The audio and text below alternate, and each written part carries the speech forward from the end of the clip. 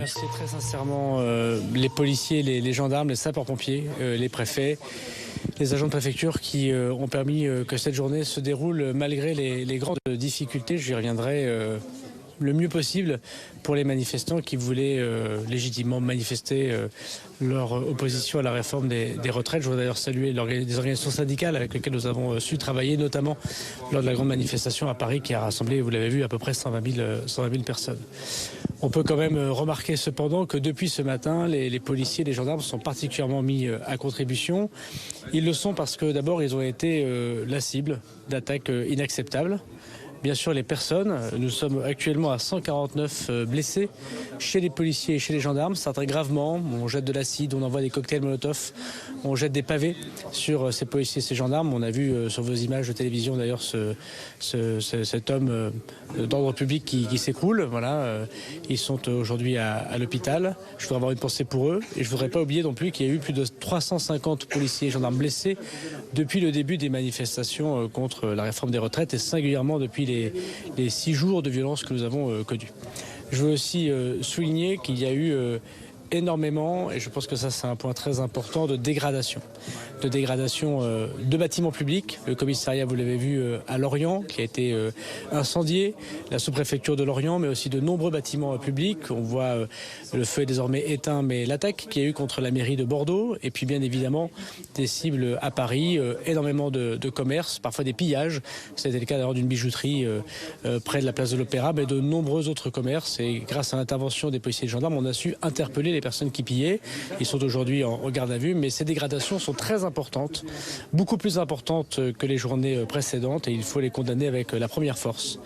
D'ailleurs, je remercie le garde des Sceaux d'avoir pris dès hier une instruction de politique pénale pour que la réponse pénale soit la plus ferme possible face à ces pilleurs, face à ces personnes qui attaquent les policiers et les gendarmes. Il y a d'ailleurs eu, au moment où je vous parle, ça vous montrera encore sans doute pendant la nuit, 172 interpellations de personnes, dont 77 à Paris, pour des faits extrêmement graves, pour des faits d'attaque contre les personnes dépositaires d'autorité publique, c'est-à-dire des policiers et des gendarmes, pour des faits de pillage, pour des faits d'incendie. Il y a eu beaucoup de feux. Je l'ai dit tout à l'heure, il y a eu déjà 140 feux déclarés à Paris et quarantaine aujourd'hui qui sont en train d'être éteints au moment où je parle par les sapeurs-pompiers de Paris. Je voudrais aussi souligner, je terminerai par là bien sûr, et notamment dans la manifestation parisienne, si la plupart des gens ont manifesté pacifiquement, à commencer par les carrés syndicaux qui ont été protégés d'ailleurs par la police, je veux constater aussi la présence de 1500 à peu près casseurs, des Black Blocs, mais pas simplement des Black Blocs, qui étaient manifestement là pour casser du flic et casser des bâtiments publics. Je veux leur dire que nous sommes extrêmement déterminés, que la violence ne passera pas, que nombre d'entre eux ont été interpellés, des enquêtes judiciaires sont ouvertes et que les images de caméras de vidéoprotection nous permettront de les confondre. Et je veux enfin vous dire qu'au moment où je parle, il y a encore 1 millier de personnes à Paris qui peuvent commettre des infractions. Et donc j'ai demandé au préfet de police, c'est pour ça que je suis là, pour remercier les policiers bien sûr, et leur dire que ces personnes, la manifestation est terminée et qu'ils doivent rentrer chez eux parce que nous allons évidemment les interpeller s'ils continuent à rester sur la voie publique et à vouloir allumer des feux. Ces personnes qui ont été interpellées, est-ce qu'il y a un profil type de ces personnes-là ? Il est encore trop tôt pour le dire. La quasi-intégralité d'entre eux sont en garde à vue, donc suivis par les parquets, notamment par le parquet de Paris, que je remercie. Le sauront sans doute à partir de demain. Il y a beaucoup d'images, images de caméras de vidéoprotection. Nous sommes ici dans une salle qui le permet. Beaucoup d'images des caméras piétons, des policiers, des gendarmes, qui vont permettre de confondre ces personnes devant les actes inqualifiables qu'ils ont pu connaître. On peut dire que c'est un profil plutôt jeune.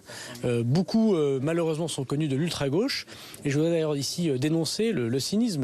Et je l'ai déjà évoqué, la bordélisation souhaitée par une partie de l'extrême gauche et par l'ultra-gauche qui a organisé ici un appel à brûler des bâtiments publics, des appels au meurtre contre les policiers et contre les gendarmes.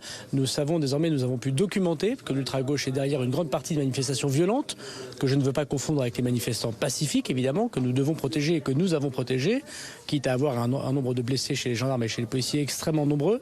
Mais je veux dire une nouvelle fois que l'extrême gauche ne gagnera pas et que nous avons su interpeller une partie des personnes qui menaient aujourd'hui ces contestations et que nous le ferons dans les jours qui viennent. Est-ce que vous diriez que le mouvement a basculé, en tout cas que les cortèges ont changé de physionomie aujourd'hui ?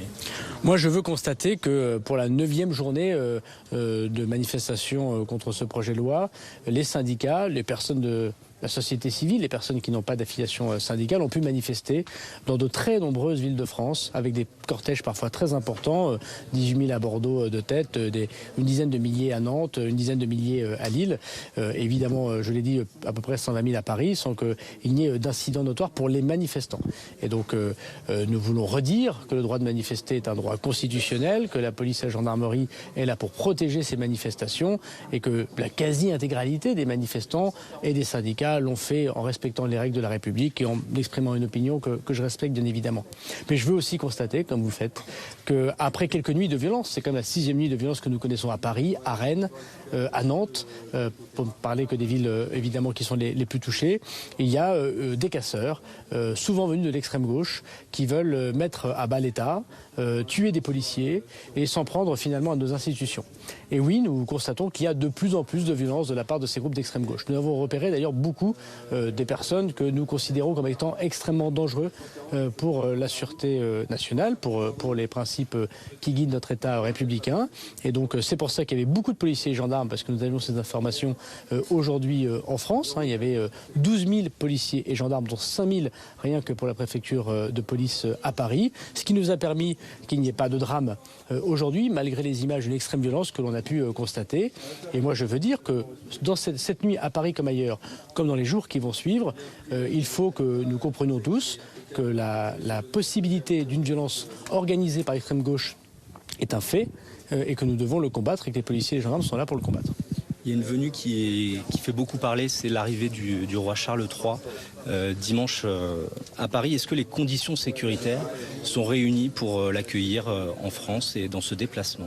Oui, la France est évidemment capable d'organiser la venue du roi d'Angleterre, évidemment en France. Nous y préparons depuis très longtemps et nous avons mobilisé énormément de forces de police et de gendarmerie et nos services de renseignement y travaillent bien sûr. Donc ça ne pose pas de problème. Je veux rappeler quand même qu'il y a ce week-end un événement qui est difficile en termes d'ordre public, qui est manifestement, de ce que nous en savons, des casseurs, de nouveau rassemblés à Sainte-Soline, vous savez, dans les Deux-Sèvres, contre les bassines d'eau qui aident nos agriculteurs. Et là aussi, nous avons un week-end à partir de demain extrêmement difficile, avec des gens dont, je le rappelle, la dernière fois, ils ont blessé 61 gendarmes, dont un très grièvement, et dont on a tous vu à quel point ils voulaient s'en prendre physiquement au symbole de la République et aux personnes. Donc le roi Charles, évidemment, il ne m'appartient pas évidemment de commenter la visite du roi d'Angleterre, mais sera accueilli et sera bien accueilli bien sûr en France. Les policiers et gendarmes sont mobilisés, singulièrement monsieur le préfet de police, mais également le préfet de Bordeaux, puisqu'il y a un déplacement à Bordeaux. Et par ailleurs, nous avons un week-end d'ordre public extrêmement important dans l'ouest de la France. Et vous savez que matin, après-midi et nuit, auprès des policiers et des gendarmes, je veux leur redire ma confiance. Merci à vous.